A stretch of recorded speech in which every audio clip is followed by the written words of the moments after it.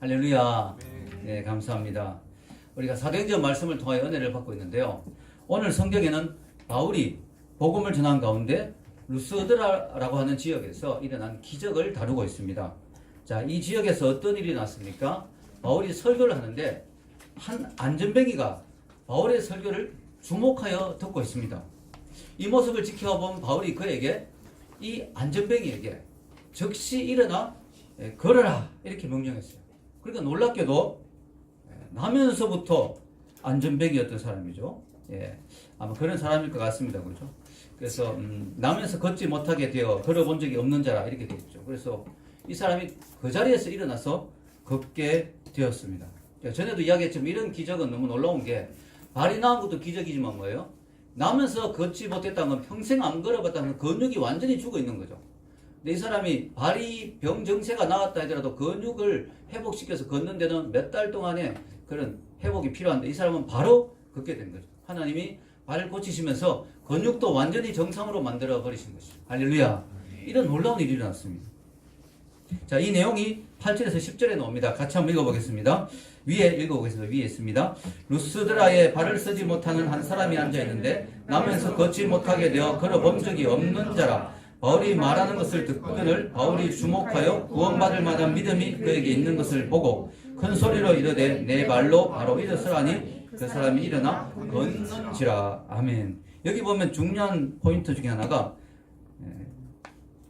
이 바울이 말하는 것을 듣거늘 이렇게 되었습니다. 이 안전뱅이가 바울이 말하는 것을 들었다고 이야기합니다.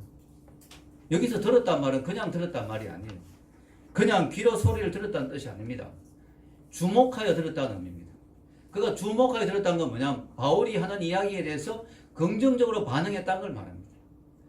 좀 더 나가서 이야기하면 바울의 한 말에 대해서 믿음이 생겼다는 것을 말합니다. 그러니까 바울이 보니까 이 사람이 지금 이 기적을 경험할 만한 믿음의 준비가 된 사람, 마음의 준비가 된 사람이라고 바울이 느낀 것이죠. 그래서 그에게 일어나 걸으라고 했더니 정말 놀랍게도 일어나서 걸었습니다. 이걸 보면서 우리가 느끼는 것은 뭐냐면은, 우리가 믿음의 역사, 믿음의 기적이 일어나기 위해서는 바울 선생님과 같은 능력 있는 능력자도 필요하지만 뭐예요? 그 기적의 대상인 사람의 믿음도 필요하다. 그러니까 믿음으로 반응하는 것이 필요하다. 바울이 설교할 때 팔짱을 끼고 한번 해봐라 이런 마음으로 듣고 있다면 이런 기적이 일어날 수가 없겠죠. 이 안전뱅이가 간절한 마음으로 바울의 이야기에 정말 마음을 다해서 그 이야기를 들었기 때문에 그에게 이런 기적의 역사가 일어난 것입니다. 그래서 여러분, 하나님의 기적은 하나님의 뜻대로 이루어지는 것이지만, 그러나 하나님은 인간과 같이 일하시기를 원하시는 분이죠. 그래서 하나님은 우리의 믿음의 반응을 보시고 역사하신다. 그래서 예수님이 자주 하신 말이 있잖아요. 믿음이 적은 자여 왜 의심하느냐, 내 믿음이 너를 구원하였도다, 평안히 가라, 이런 이야기 자주 하시잖아요. 그래서 이 믿음의 반응이 정말 중요한 것이죠. 여러분, 성경에 보면요, 능력이 많으신 예수님이 딱 한 번 능력을 제대로 발휘 못한 곳이 있어요. 그게 어딜까요? 자기 고향이에요. 고향. 왜냐하면은 이 고향의 사람들은 예수님을 하나님의 아들로 믿음의 눈으로 보지 않고 뭐예요? 목수의 아들이 아니냐 이런 소리야. 왜냐하면 예수님이 고향에서 요셉 목수의 아들로 자란 건 사실이거든요. 30년 동안은 자신의 신성을 드러내지 않고 그냥 인간의 자리에서 인간의 몸으로 오셨기 때문에 인간의 모습 그대로 그냥 사셨어요. 30년이 지난 다음에 그때부터 공생애, 퍼블릭 라이프, 사람들에게 자기를 드러내는 삶을 사시면서 그때부터는 하나님의 아들로의 모습을 드러내시기 시작한 거죠. 근데 사람들은 그걸 모르고 30년 동안 예수님의 그 목수의 아들로만, 저 친구는 내 의자 고쳐준 친구인데? 저 친구는 우리 집 탁자 고쳐준 친구인데? 이런 식으로만 생각하고 있는 거죠. 그러니까 기적을 예수님이 행하지 않으신 거죠. 자, 읽어봅시다. 마태복음 13장 54절에서 58절, 여기 주보에 나와 있는데요. 같이 한번 읽어보겠습니다.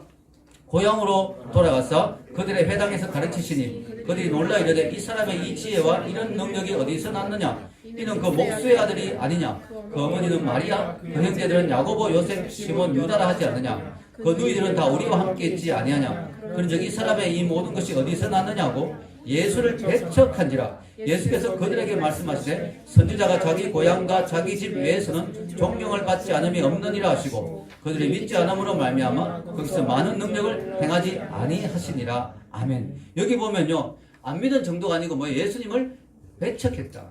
아주 우습게 생각하고 무시하고 예수님 함부로 대했다는 거죠. 그러니까 예수님이 능력이 딸려서 능력이 없어서 안 한 것이 아니라 그들의 믿음이 없는 걸 보시고 여기서는 내가 기적을 행하는 것이 별 의미가 없겠구나 해서 능력을 제한하신 것이죠. 여러분 우리가 보면 고향에서 좀 위대한 인재가 나오거나 인물이 나오면 그 고향이 혜택을 많이 보죠. 예를 들어 우리 고향에서 대통령이 나왔다 이러면 갑자기 막 도로를 닦아주고 그죠? 마을 해관을 지어주고 그죠? 막 갑자기 KTX 여기 생길 수도 있고요. 보통 고향에서 인물이 나오면 혜택을 많이 보는데 이 경우는 완전 반대예요. 다른 지역의 사람들은 많은 혜택을 받는데 예수님의 기적을 경험하고 병이 낫고 귀신이 쫓겨나가고 많은 은혜의 역사가 일어났는데 오히려 고향에서는 예수님의 능력이 제대로 나타나지 않았다. 왜냐? 그들이 믿음으로 반응하지 않았기 때문에. 그래서 여러분도 마찬가지예요. 오늘 예배 오시면서 여러분의 마음 자세가 정말 중요합니다. 이 예배를 통해서 하나님의 은혜를 받고 싶다. 아멘. 하나님의 은혜를 입고 싶다. 하나님을 만나고 싶다. 예수님의 은혜를 체험하고 싶다. 하나님이 나를 만져주시기를 원한다. 기독교의 진리성을 알고 싶다. 이런 어떤 간절한 마음, 내 믿음이 자라고 싶다는 간절한 마음, 하나님의 은혜를 체험하고 싶다는 그런 마음이 꼭 필요한 것이죠. 아멘. 그런 마음 자세가 정말 중요한 것입니다. 여러분 오늘 기독교를 전하는 데 있어서 가장 걸림돌이 뭘까요? 복음을 전하고 예수님을 전하려고 하는데 가장 걸림돌이 뭘까요? 그것은 바로 사람들이 갖고 있는 선입관이에요. 선입관. 여기도 지금 선입관.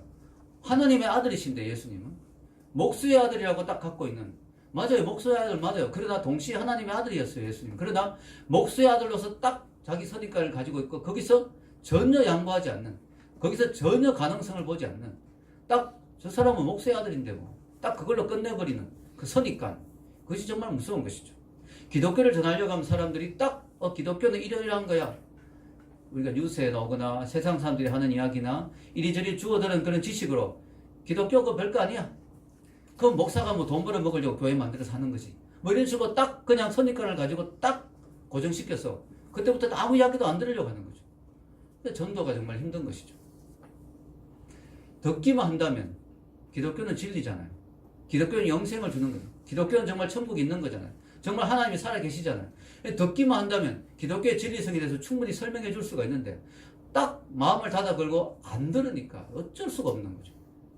여러분 오늘도 비가 왔습니다. 근데 제 차 안에는 비가 한 방울도 안 들어왔습니다. 왜일까요? 제가 창문을 딱 닫아 걸었기 때문에 비가 엄청 내렸지만 한 방울도 내 차 안에는 들어오지 않았어요. 마찬가지입니다.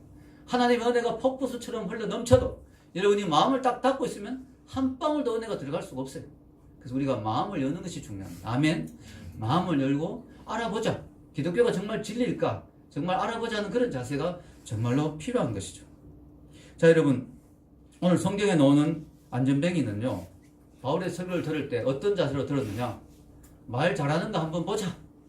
이 말쟁이가 무슨 말을 하는가 한번 보자. 이런 게 아니고 뭐예요? 너무나 간절한 심령으로 들었죠. 왜 그랬을까요? 왜 그랬을까요, 여러분? 왜냐하면 안전뱅이는 다른 소망이 없었기 때문에. 이 안전뱅이의 인생은 지금 아무 소망이 없는 인생이에요. 혹시 이거라도, 혹시 이게 뭔가 내 답이 되지 않을까?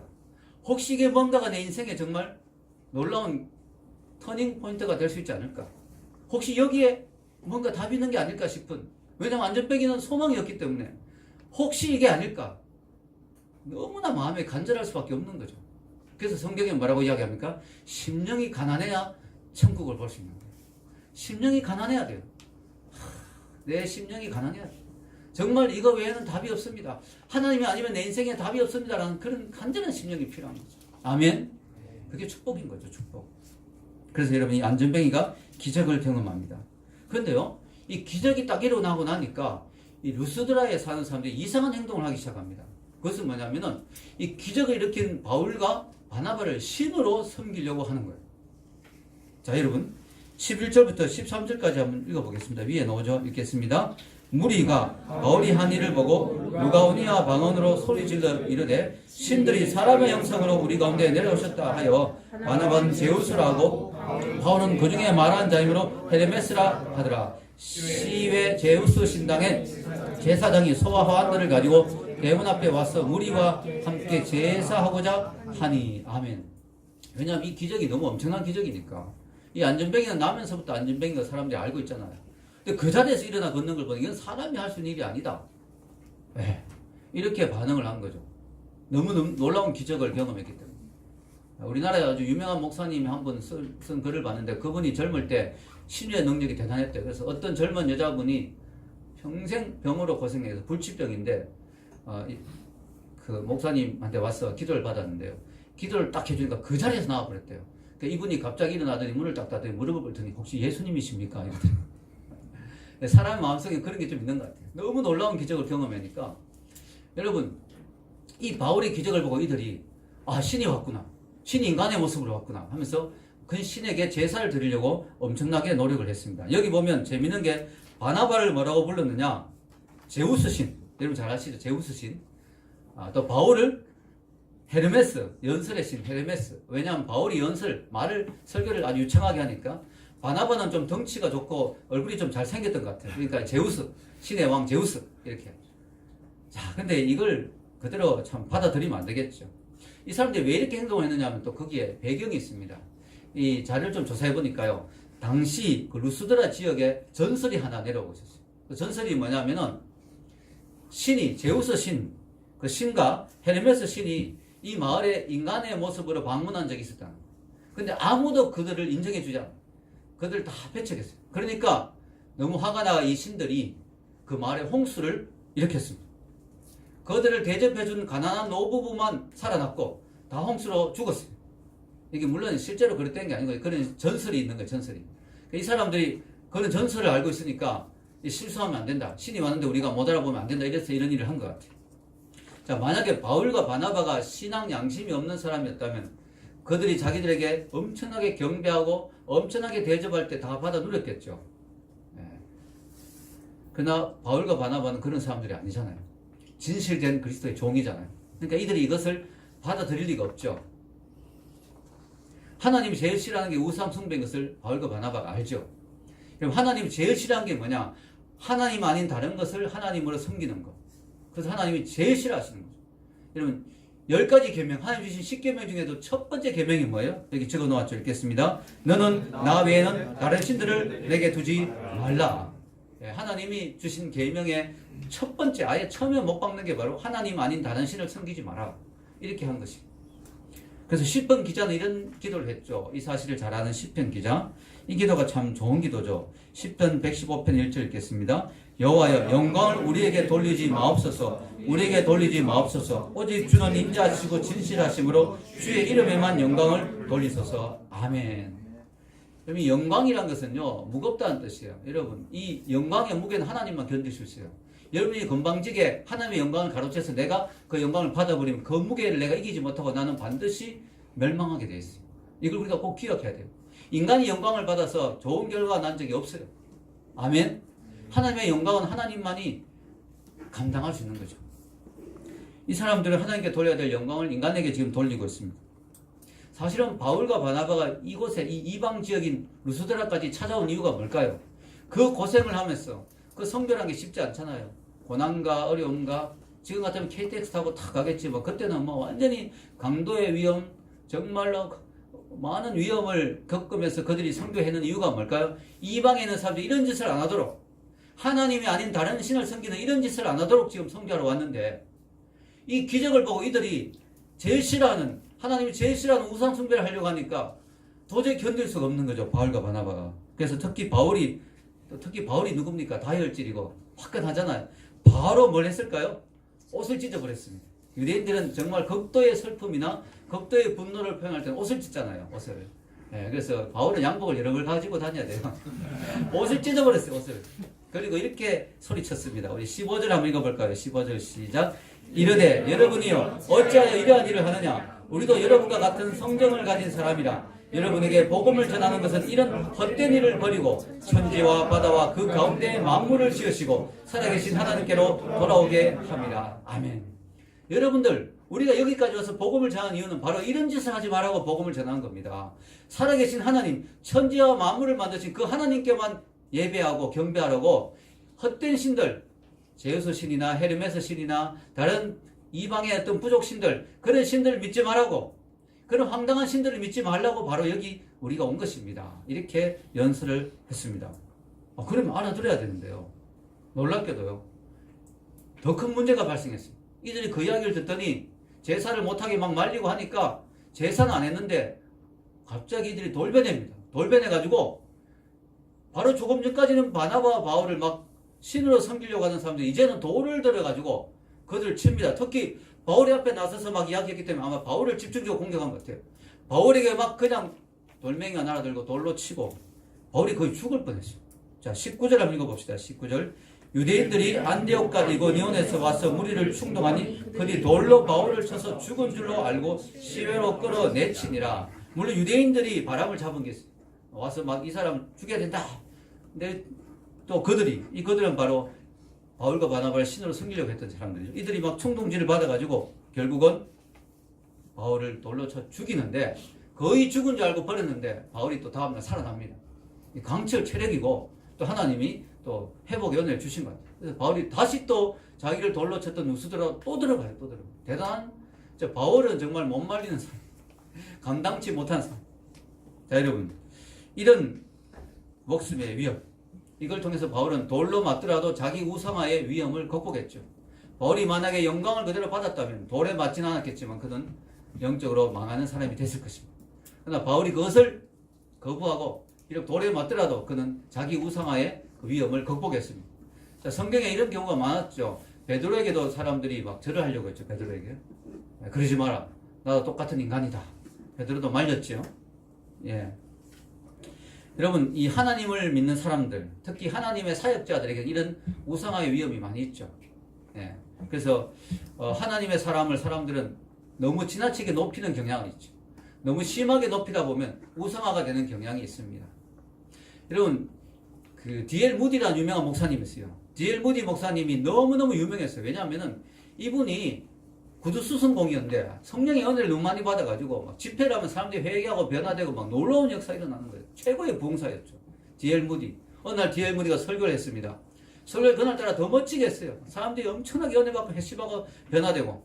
D.L. 무디가 설교를 하고 탁 내려왔는데 너무너무 예쁘게 생긴 어떤 자매님이 D.L. 무디에게 탁 다가오더니 너무 좀 지나치게 D.L. 무디에게 아첨을 하면서 목사님 너무 멋있어요. 너무 훌륭해요. 너무 대단해요. 목사님 아마 하늘에서 내려오신 분 같아요. 하면서 막 목사님 너무 심하게 높였어요.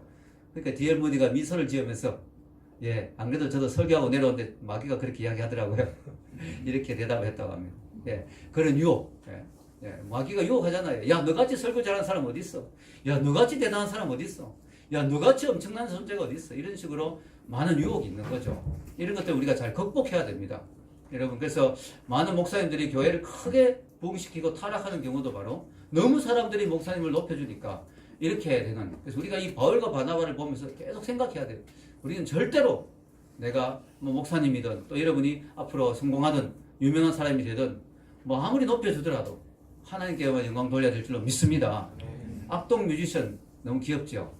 악뮤 우리 찬혁이가 그때 우승하자마자 딱 마이크 갖다 대니까 하나님께 영광을 돌립니다. 딱 그러더라고요. 아, 멋있더라고요. 선교사님 자녀답게. 그건 다 편집해서 잘 안 보여줘요. 악뮤에 나올 때. 근데 초창기에 제가 잠깐 봤거든요. 자, 여러분. 이 사람들이 이렇게 했는데 왜 이렇게 했을까 저는 좀 참 처음에 이해가 잘 안 됐어요. 왜냐하면은 아니 조금 전까지만 해도 너무너무 높이던 사람을 바로 몇 순간 후에 바로 얼마 후에 그를 죽이려고 하는 도대체 왜 이렇게 됐을까? 이게 바로 군중심리라는 거죠. 군중심리.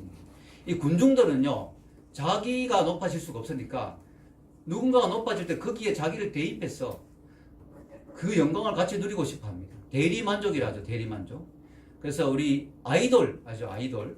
이 아이돌이 우상이라는 뜻이잖아요. 그래서 우리 젊은이들이 대중스타에게 막 열광하잖아요. 그 이유는 그들을 높이면서 내가 좋아하는 누구 스타, 내가 누구 팬이야.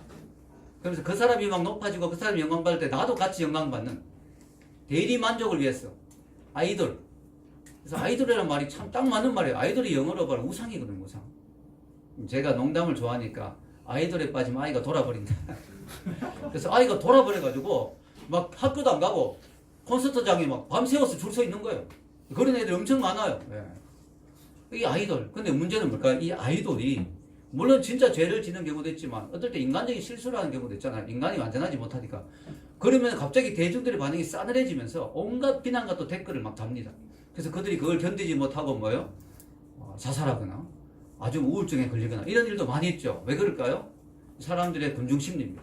막 사람들이 좋다고 막 할 때는 같이 거기에 끼어들어서 막 자기도 대리만족하다가 또 그들이 그렇게 좋아했던 아이돌이 또 뭔가 인간적인 약점이 나타나면 너무 크게 실망하면서 또 그들에 대해서 엄청난 비난을 퍼붓죠.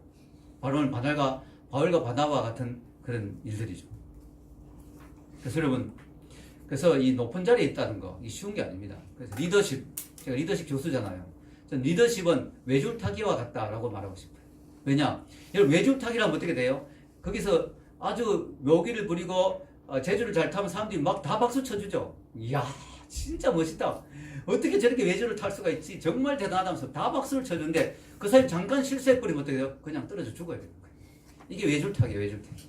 리더십이라는 것은 사람들의 박수를 한없이 받지만 그러나 또 실수하면 한없이 추락할 수밖에 없는 것이 그런 자리에 있는 사람들인 거죠.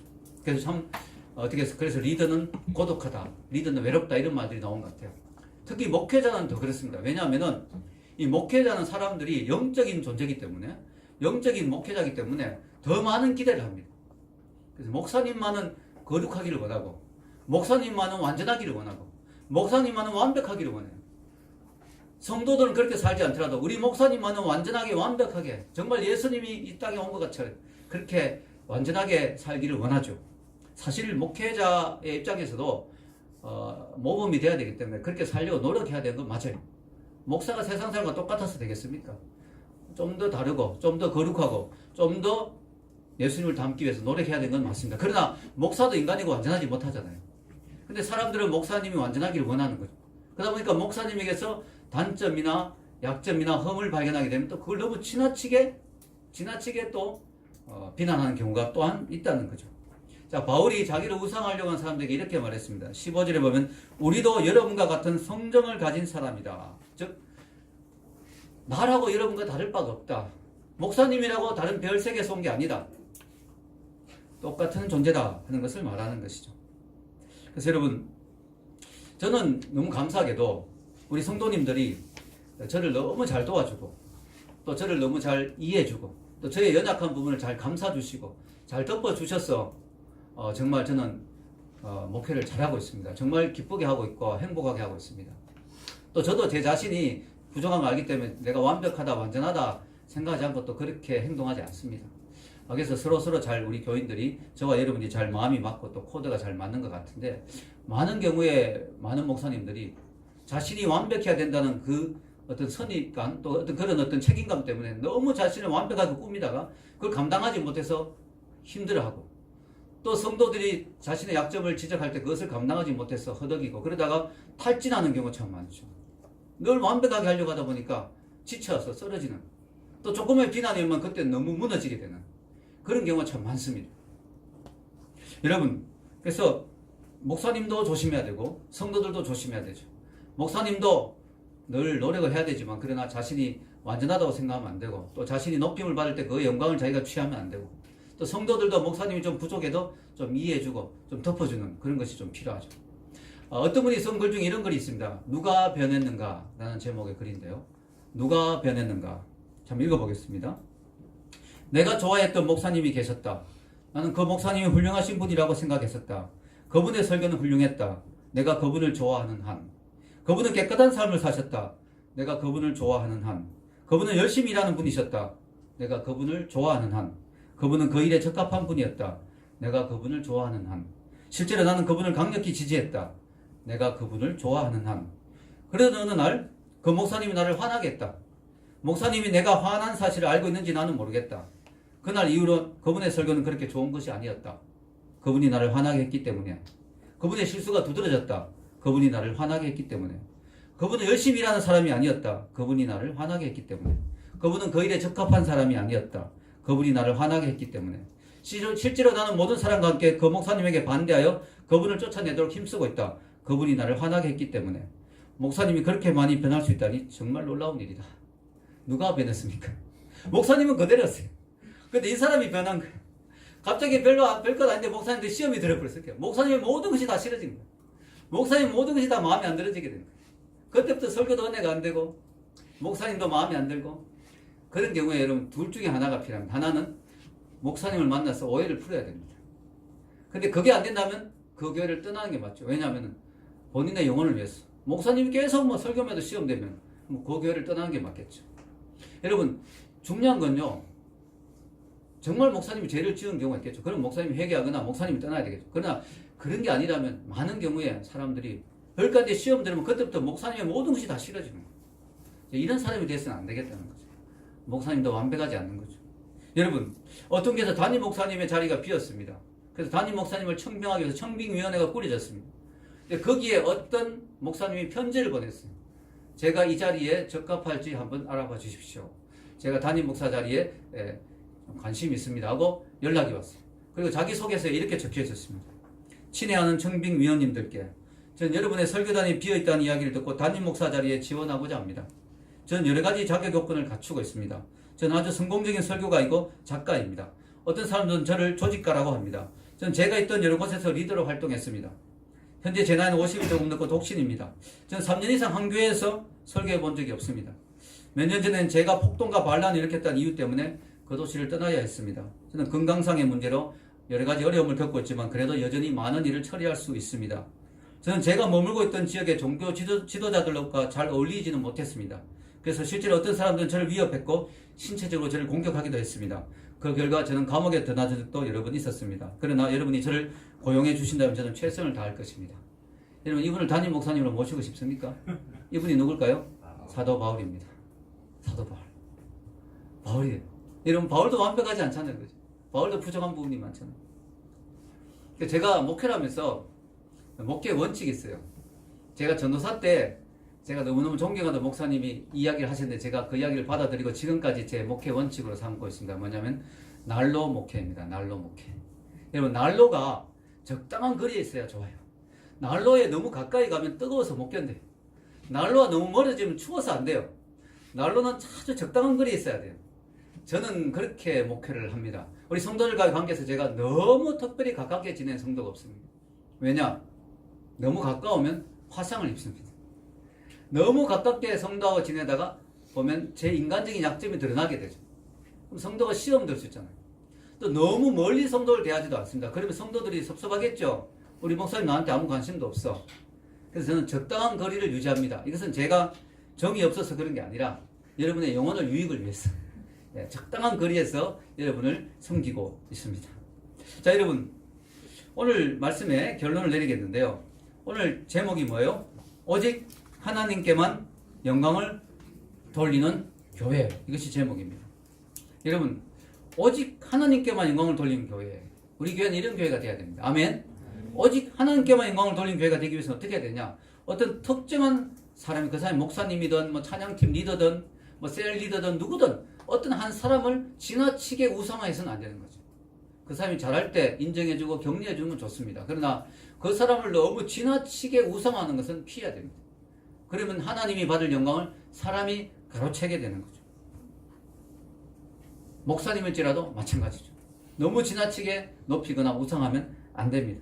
동시에 반대도 생각해야 되겠죠. 너무 지나치게 기대하는 것도 안 좋지만 너무 지나치게 기대해서 그 사람이 잘못했을 때 너무 지나치게 비난하는 것도 좋지 않습니다. 그것도 어떻게 보면 그 사람을 우상한 거예요. 너무 심하게 그 사람을 기대하고 하나님처럼 생각하기 때문에 그 사람이 잘못하면 못 견디는 거예요. 똑같은 인간이라 생각 안 했기 때문에. 그것도 잘못된 거죠. 여러분, 우리 남녀가 교제할 때도 마찬가지예요. 상대방을 사랑하고 좋아하고 심지어는 존경할 수도 있지만 그러나 하나님의 자리에 두면 안 돼요. 왜냐하면 그것은 그 사람이 감당할 수 없는 무게를 그 사람에게 요구하는 것이기 때문에 그건 서로의 관계에 건강하지가 않아요. 그래서 저도 제 아내를 의지하고 제 아내도 저를 의지하지만 하나님처럼 의지하지는 않습니다. 아멘. 네. 너무 지나치게, 그리고 제 아내가 저의 많은 필요를 채워주지만 하나님처럼 제 모든 걸 채워줄 걸 기대하지 않습니다. 그러면 실망하고 시험이 들 수 있거든요. 인간이니까 한계가 있잖아요. 너무 심한 기대를 하는 건 안 좋습니다. 그래서 우리가 적당한 선에서 적당한 정도로 하는 것이 좋은 것이죠. 여러분, 우리가 이런 것들을 자기 우상하나 또 다른 사람이 나를 우상할 때 이런 것들을 극복하는 방법이 뭘까요? 제가 오늘 결론을 내리면서 이 고민을 해봤어요. 이 결론이 뭐가 돼야 될까? 그냥 교회에서 우상하지 맙시다 이것만 해서 끝나야 될까? 고민은 하나님 제게 중요한 어떤 단어를 주셨어요. 그 단어가 뭐냐면은 십자가로 처리하라. 우리가 지나친 영광이나 지나친 비난을 이겨낼 수 있는 방법이 바로 내 모든 것들을 십자가로 처리해야 된다. 이 말이 뭐냐면요. 나는 십자가 예수님과 함께 못 박혔잖아요, 이미. 난 이미 죽은 몸이잖아요. 난 이미 예수님과 함께 십자가에 못 박힌 몸이잖아요. 그런 내가 무슨 영광을 받겠습니까? 내가 영광스러운 존재라면 예수님이 십자가에 죽을 필요가 있었겠습니까? 나는 죄인이잖아요. 나는 죄인이고 문제가 많은 인간이니까 예수님 나를 위해 죽어주셨잖아요. 그래서 여러분이 그 십자가를 통과해야 돼요. 그래서 여러분에게 영광이 왔을 때 그 영광을 그대로 즐기고 누리는 것이 아니라 그 영광을 십자가로 처리해야 됩니다. 아멘? 십자가 앞에 갖다 두어야 돼요. 십자가 앞에 내려놓아야 돼요. 십자가 앞에 내 영광과 멸류관을 내려놓아야 돼요. 그래서 여러분 요한계시록에 보면 하나님 보좌 앞에 있는 장로들이 하는 일이 뭐예요? 멸류관을 내려놓는 거잖아요. 아멘? 내 영광을 십자가 앞에서 처리해야 돼요. 하나님, 제가 영광 받지 않도록 하여 주시옵소서. 하나님, 저는 부족합니다. 하나님, 저는 하나님의 은혜로 이것을 한 것입니다. 하나님께 영광 돌립니다. 십자가로 처리해야 돼요. 또 너무 심하게 누가 나를 비난할 때가 있어요. 그러면 또 죽고 싶죠. 그럴 때도 여러분 너무 절망하지 않는 방법도 십자가로 처리하는 거죠. 예수님이 나를 위해 죽어주셨다. 내가 얼마나 영광스러운 존재인가. 예수님이 나를 위해 죽으셔서 내가 얼마나 존귀한 존재인가. 나는 이렇게 비참한 존재가 아니야. 자기에 대한 존중감, 자존감을 회복하는 것이. 아멘. 그래서 여러분은 십자가로 처리할 수 있는 능력이 있어야 됩니다. 사도 바울이 바로 이런 삶을 살았죠. 사도 바울은 아무리 사람들이 자기를 높여줘도 그 영광을 누리거나 그 영광을 가지고 잘난 체하지 않았습니다. 왜냐하면 나는 이미 예수 그리스도와 함께 십자가에 못 박혔다. 아멘. 그렇게 고백하는 거죠. 또 바울은 아무리 자기를 돌로 치고 죽이고 해도 바울은 절망하거나 낭망하지 않았어요. 왜냐? 십자가 안에서 새 생명을 얻었기 때문에. 아멘. 나는 그리스도 예수 안에서 새로운 피조물이라고 바울은 자신 있게 자신감을 가지고 살았습니다. 여러분, 그래서 우리는 지나친 영광으로 인해서 교만에 빠진다거나 지나친 그 어떤 자기 비하에 빠지는 것을 이기기 위해서는 십자가로 자신의 모든 것들을 처리해야 될 줄로 믿습니다. 이 십자가를 통과해야 돼요. 십자가를 통과해야 돼요. 여러분, 바울이 그렇고 위대한 하나님의 사람들이 다 그랬습니다. 여러분, 요한 칼빈 같은 사람도, 칼빈이 유명한 게 하나님의 예정론이죠. 칼빈 하나님의 영광을 가장 중요하게 여긴 사람이에요. 그래서 예정론을 주장한 이유도 거기에 있어요. 하나님이 우리가 누가 구원받을지 안 받을지를 예정해놓고 알고 계시지 못한다면 그 하나님이 아니다. 하나님이 쟤는 예상 못했는데 구원받았네. 이렇게 되면 하나님이 아니다는 거죠. 그래서 궁극적으로 하나님이 모든 걸 다 알고 계신다는 그 예정론. 요한 칼빈이 죽을 때도 유언이 뭔지 아세요? 내 묘비를 세우지 마라. 왜? 사람에게 영광을 돌릴까? 내 묘비를 세우지 마라가 칼빈의 유언이었어요. 근데 사람들이 또 지독해요. 묘비가 없이 그렇게 묻혔는데 칼빈의 묘비를 추적했어요, 사람들이. 그리고 266년이 지난 어느 날 어떤 사람이 발견했어요. 그래가지고 묘비를 세워버렸을 것 같아요. 근데 이 사람도 약간 양심이 있었는지 요한 칼빈 안 적고 약자만, JC 약자만 적었어요. 어떤 사람 지나가더니 지저스 크라이스트. 여러분, 저는 하나님이 칼빈의 겸손을 보시고 요한 칼빈은 예수 그리스도처럼 작은 예수로 살았다라고 인정해 주신 것 같아요. 할렐루야. 여러분, 우리가 겸손해야 됩니다. 사람의 영광을 취하면 안 됩니다. 여러분, 저는 죽었다 깨어나도 바울이나 칼빈과 같은 사람은 되지 못하겠죠. 그 사람들 발끝에도 가지 못하는 사람입니다. 그러나 제가 예수님을 믿고 목사가 되어서 20년이 지났는데요. 벌써 한 25년 정도 됐나요? 목사가 되어서 20년이 지나고 난 뒤에 제 인생에서 제 삶에서 조금 변한 부분이 이거예요. 그나마 제가 받은 은혜가, 제가 1000명 앞에서 설교할 때나 10명 앞에서 설교할 때나 별로 마음 자세가 다르지 않다. 이게 하나님 제게 주신 큰 은혜인 것 같아요. 제가 옛날에는 1000명 앞에서 설교한 적도 많이 있었거든요. 제가 대구 동북의 부목사, 제 아내를 만난 동북교회. 그 동북의 부목사를 했을 때는 그 교회가 2000명이 넘었어요.